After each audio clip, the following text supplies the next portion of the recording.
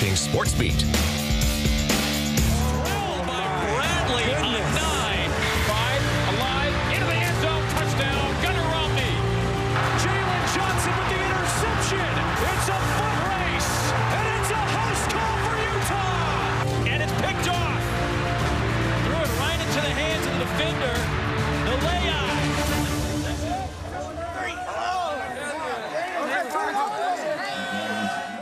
Hi there, everybody, and welcome to the Beat. Glad to have you aboard tonight. All right, we're still grasping this weekend of college football as it was filled, Jeremiah, with plenty of emotion. Yeah, Utah State made a statement dominating BYU in the battle for the Old Wagon Wheel, and it was nice of the real Utah Utes to show up at Stanford.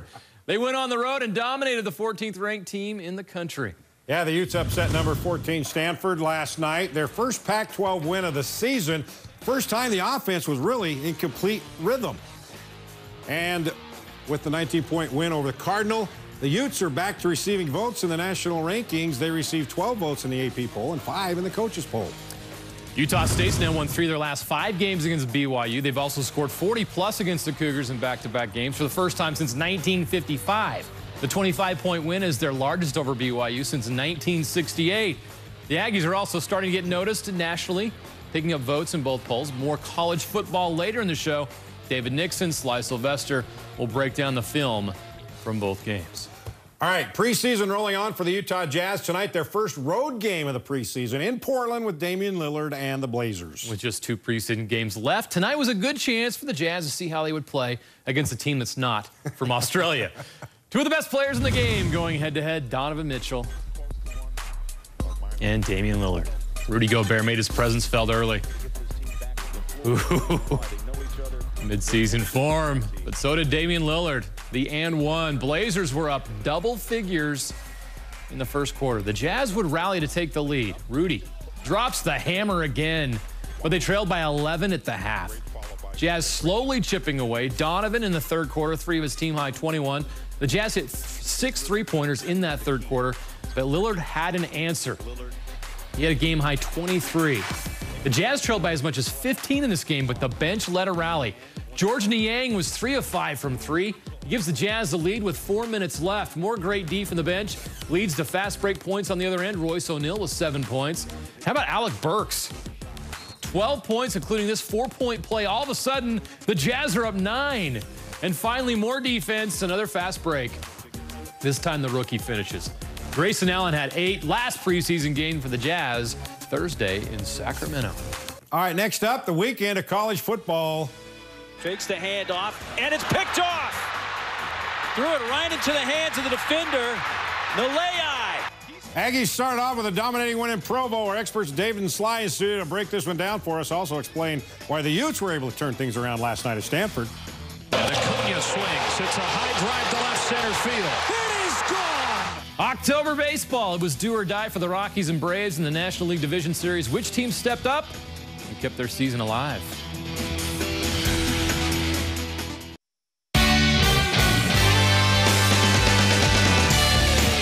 Watching SportsBeat.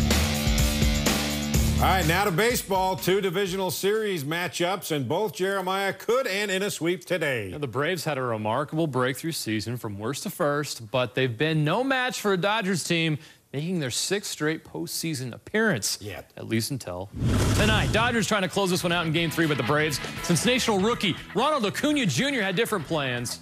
Taylor back at the wall. It is gone. A grand slam for Acuna. He's the youngest player in baseball history to hit a grand slam in a postseason game, just 20 years old. Mickey Mantle did it at age 21 in the 1953 World Series. So you just saw some history. The Dodgers would roar back and tie it at 5. Max Muncy, pinch hitting. He's been hot lately. A solo shot in the 5th. But the next inning, the Braves' Freddie Freeman steps up and hits a solo shot of his own. And it proved to be the difference. The Braves live to see a Game 4 tomorrow in Atlanta. So the Brewers looking to sweep the Rockies. In the 6th inning, we got runners on 2nd and 3rd for the Brewers. Rockies pitcher Scott Oberg, watch that, he drops the ball. Mike Moustakas gets a free pass to the plate from 3rd. It's 3-0 Milwaukee. I don't think I've ever seen that one. Describes that series. It would get worse for Oberg. Moments later, his pitch gets past his catcher. Eric Kratz comes in from 3rd. 4-0 Brewers. Then in the 9th, Brew Crew long ball. And and it's a 5-0 game. And very deep, and out of here. That would be back-to-back bombs. Yeah, the Rocky fans, it's not a nice afternoon. Brewers win at 6-0. They sweep the Rockies. The Rockies scored 2 runs in 3 games. And that's not like them. No. It was very disappointing. Playoff baseball. A lot of times different than... Excuse me, that's not NBA. If you're a Rockies fan. That's NBA. No, exactly. All right, now to college football week. Man, we're dating ourselves. Yeah, we are. Last week, we saw the Utah offense begin to find an identity. Well, last night at 14th-ranked Stanford, they finally put that all together. Finally. The Utes we thought we'd see all season finally showed up. They dominated Stanford in all 3 phases and breathed life back into their hopes of winning a Pac-12 South title. Ute fans, good evening and welcome to Northern California. It's Utah football late on a Saturday night.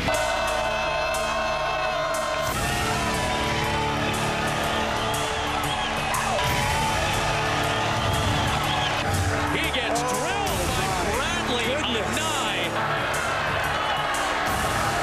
Little option. Moss, the cut, and a touchdown for Utah. A silencer by Zach Moss on the road. Bring across tonight. Oh, wow. Scarlett blown up by Chase Hansen. End zone, short. Jalen Johnson with the interception. It's a foot race. And it's a house call for Utah.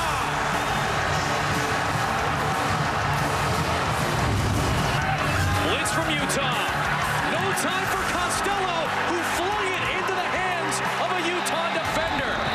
Hawani Pututau with the pick. And first down, Zach Moss. Forget the first down, it's a touchdown. And Utah is rolling out west. Back to Spades. Spinning in. Touchdown, Stanford.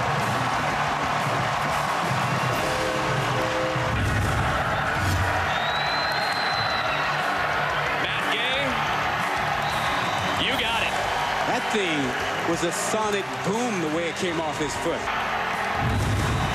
He's made from 48 already. And it just sounds a little different. Costello gets hit. Max Tupai. Huntley stays on his feet. Launches down the sideline. He's got McCall. Touchdown! Oh, what a turn of events for Tyler Huntley. How about that throw?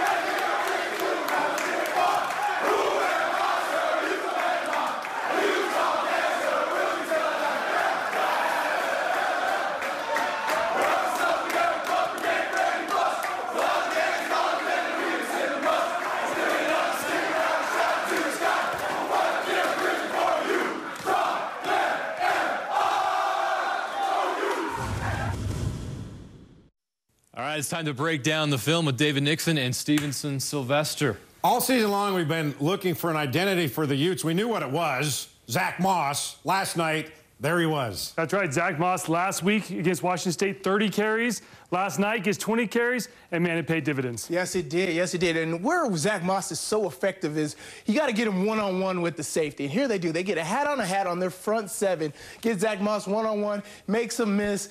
Easy touchdown for Utah. Yeah, and listen, we fast forward. You look at this play, 4th and 2, and you have a 34-yard touchdown.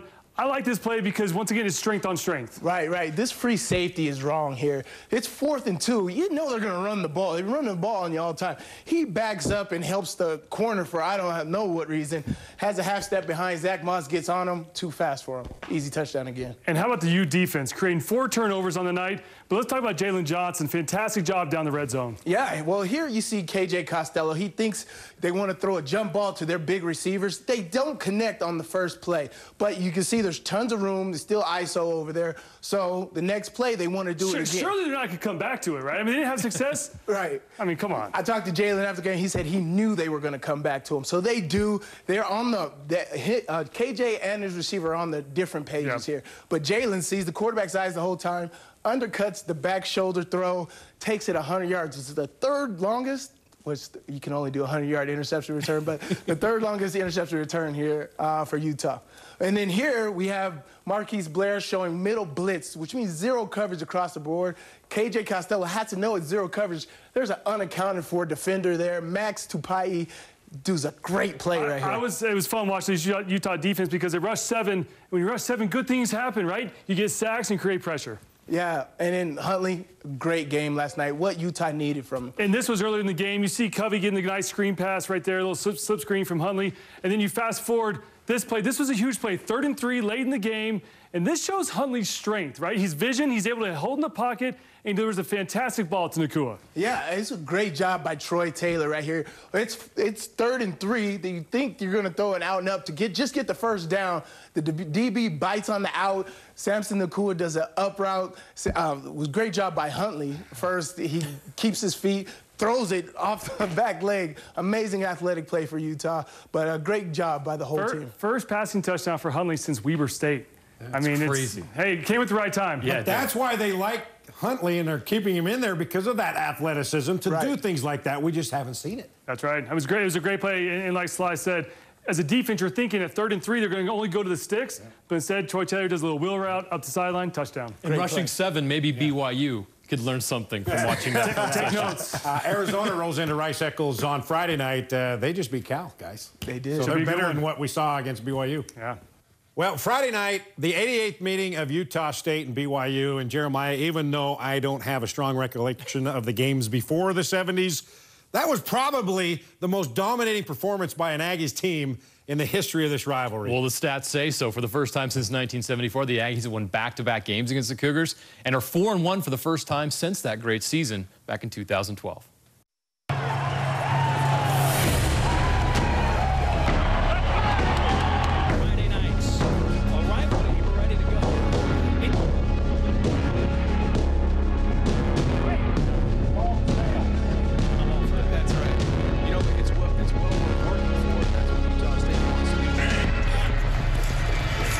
Fakes the handoff, and it's picked off. Threw it right into the hands of the defender. Nalei, he's headed the other way and strutting into the end zone. Touchdown, Aggies. Throws down the seam. It's caught by the tight end Terrell. 15-10, 8-yard line. Carson Terrell got free down the middle. They motion right. Fly sweep. No give there. Sprint out to the right. Bright's left, wide open left, and they find him in the end zone for the touchdown. The throwback to Gerald Bright, who was uncovered. Second down. 14. That's off the hands of Holker. That is Utah State saying it's their football, that it was a catch and a fumble. Throws to the end zone. Tarver juggling and hangs on. Ronquavion Tarver, who had 7 touchdown catches a year ago, his first TD catch of this season. They motion Heathville. Play fake. Sprint right. Tanner throws. Catch made by Katoa. Inside the pylon. Touchdown Cougars. Tanner Mangum finds Lopini Katoa right side of the field. And the Cougars climbing back in. Throws to the end zone. A tumbling catch. And touchdown Jalen Green. Why not? Yeah, they got all the momentum. Exactly. Going to take a fade into the end zone. Tarver. Touchdown. His second touchdown reception of the night.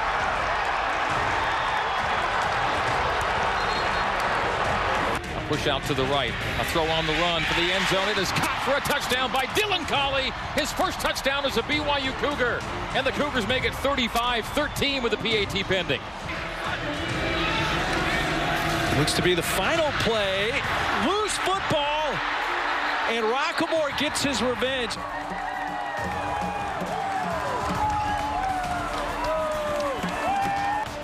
Keeper for Jordan Love and into the end zone. RPO to the right. And Jordan Love takes it in for 6, and Utah State adds to its lead 41-13 with steps up in the pocket, takes off to run. Wilson gets to midfield. First down and more. 45, 42-yard line of Utah State. Wow, made a nifty move right at the 50-yard line and left the guy just looking at him. Quick fire near side. Catch made by Romney. Wheels away from the defender. 10, 5, alive, into the end zone. Touchdown, Gunnar Romney with his first touchdown as a BYU Cougar.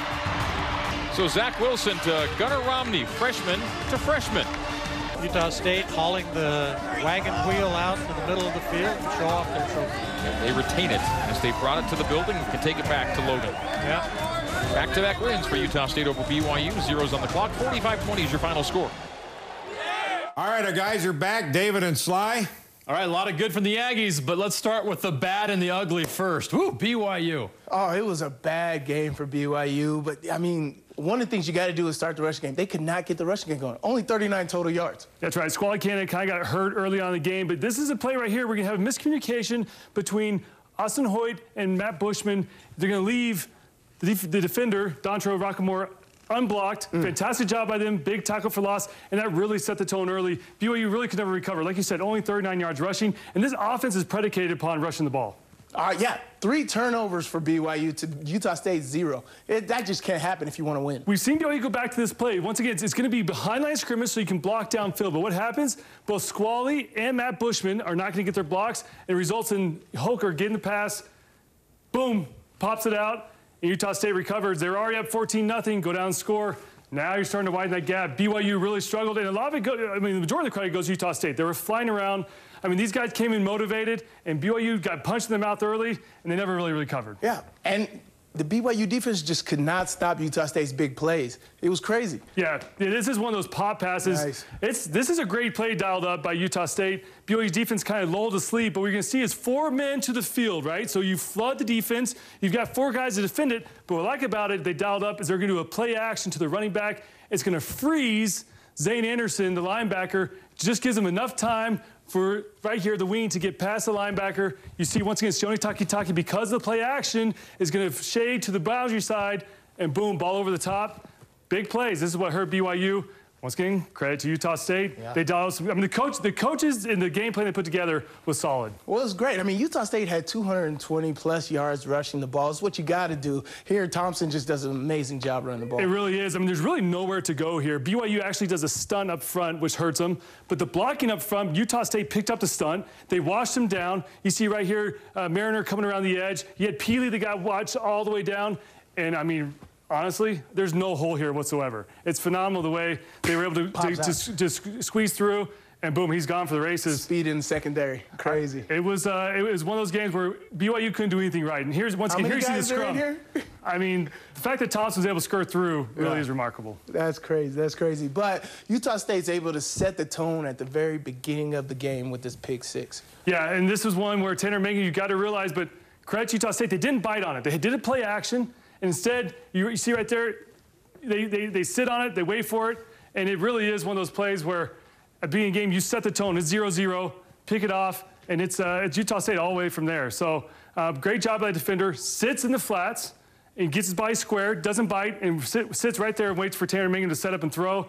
And I don't know, honestly, I don't know if El Bakri's open on that anyways. I mean, it's one of those plays that was kind of doomed from the beginning, 4th down. Yeah, well, here we go. We got 4th and goal. What do you need to do as BYU defense? Well, I love this play that was dialed up by Utah State. They're going to flood the field. They're going to get everybody going back and a throwback to Gerald Bright. I mean, this was a huge play. This is also 4th down on the goal line. But once again, you see BYU has the right defenders. They have 2 guys over here, but we talk about dirty eyes. Dirty eyes are looking in the backfield, and they don't trust their guys. They're going to try to flow back and help out with this rollout. Right. But Jordan Love does a fantastic job putting on Bright for a touchdown. And once again, Utah State, they came in motivated. They were flawless. They didn't have any turnovers. BYU obviously struggled with 3. And you got to give credit to Utah State. This was an in-state rivalry, and they came in prepared. And I mean, it was a whooping, no question. Yeah, I think a lot of BYU fans are mad, but Utah State may be just that good. They got to get credit. We've said it all year long that Utah State may be the team that executes the best, and we saw it, plain and simple, right there. They executed like we haven't seen any other team in the state do. Coaches say it all the time. do your job. You just saw it illustrated there. There's Aggies doing their job, staying home on the pick six, not doing your job on the throwback. And that right there is a result of when a defense, when you're getting beat up all night like BYU's defense was, you start to go outside of your assignment, and you're saying, listen, I got to make a play because my buddy's not making a play. And that's when you really start to hurt the defense, as we saw right there. I know you think the Utes. Oh, I'm smiling. Yeah, right. Okay. But what I'm saying is, you realize how good Utah State is right now, They're good. Right? They're a good team, no doubt. They've got a good season ahead of them, too. I can see them win the Mountain West Conference Championship, no doubt. All right, guys. All right, coming up next, for great clips, got a high school celebration for a walk-off putt. College Football Breakdown, brought to you by Siegfried and Jensen. Great clips of the week. All right, this is awesome right here. Zach Jones of Lone Peak High School 6A Golf Championship, 60-foot birdie putt to win the individual title. And let the celebration begin. He wins the individual title over Cole Ponich, who just returned from playing in France at the U.S. Junior Ryder Cup. Between them, they had 7 birdies coming down the stretch. That's how great this battle was. High school kids. And then Zach Jones, that's his final putt of his high school career. And how awesome is that? And he also helps Lone Peak win a state championship in 5A. It's the golf version of... Speaking of votes. Yes. Your votes have been tabulated. They've been counted up. And there's going to be a winner unveiled when we come back. How's that for a little... Now that is a tease. That's right. Is this the best high school play of the week? Did you vote this one as your favorite? It's pretty good. There was one better than that? I think there are a couple better than that. Wow. All right, every Saturday night on Game Night Live at 6 o'clock, we give you 4 choices for the top high school football play from the week. Then we have you go to our Twitter page at KSL Sports and vote for your favorite. Here's what you chose this week. One of the best players the state's ever seen, Orm's Puka Nakua, and he hits the circle button on these poor UNA defenders. The stiff arm, and then he parts their defense like it's the Red Sea. Puka Nakua is a special player. Yeah. That's why he's going to USC. 4 guys right there. Oh, my gosh. I mean, he beat out a great stretch-out catch, a quadruple pass for a touchdown. We have an amazing highlight reel of all the plays he's made. Speaking of highlight reels. That's right. Every Saturday at 6 o'clock on Game Night Live, we put all the best moments from the week of high school football into 90 seconds of goodness. And we'll leave that with you tonight. Here's our Game Night Live highlight reel for week 8 of the high school football season. Oh, my goodness. It's goodness.